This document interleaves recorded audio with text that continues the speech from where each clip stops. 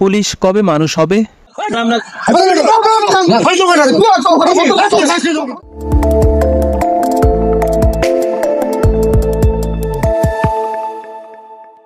কোতোয়ালি থানার ওসি ফিরোজ হোসেন। নিতান্তই এক মতবিরোধ থেকেই তর্কাতর্কি শুরু ফায়ার সার্ভিসের এক ঊর্ধ্বতন কর্মকর্তার সাথে। এক পর্যায়ে ফায়ার সার্ভিসের ঊর্ধ্বতন কর্মকর্তাকে মেরেই বসলেন ওসি। সুশীল সমাজে বলছেন, ওসি ফিরোজ হোসেন সাবেক এমপি বাহারের বাচাটা গোলাম ছিলেন, তাকে দ্রুত অপসারণ করে আইনের আওতায় নিয়ে আসার দাবি জানান। তারা আরও জানান, এই ওসি গত 16 বছর ত্রাসে রাজত্ব করেছেন কুমিল্লায়। এমনকি বৈষম্য বিরোধী ছাত্র আন্দোলনের দিনেও ছাত্রদের দমন করার জন্য নির্দেশ প্রদান করেন ওসি ফিরোজ হোসেন। জনমনে প্রশ্ন উঠেছে, যেখানে প্রকাশ্যে আরেকটি বাহিনীর ঊর্ধ্বতন কর্মকর্তা তার হাত থেকে রেহাই পাচ্ছে না, সেখানে সাধারণ জনগণ কি সুবিচার আশা করবে তার কাছ থেকে?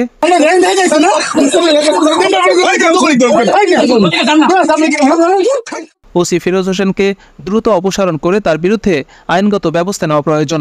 এই বিষয়ে জেলা পুলিশ সুপারের হস্তক্ষেপ কামনা করেন এলাকাবাসী।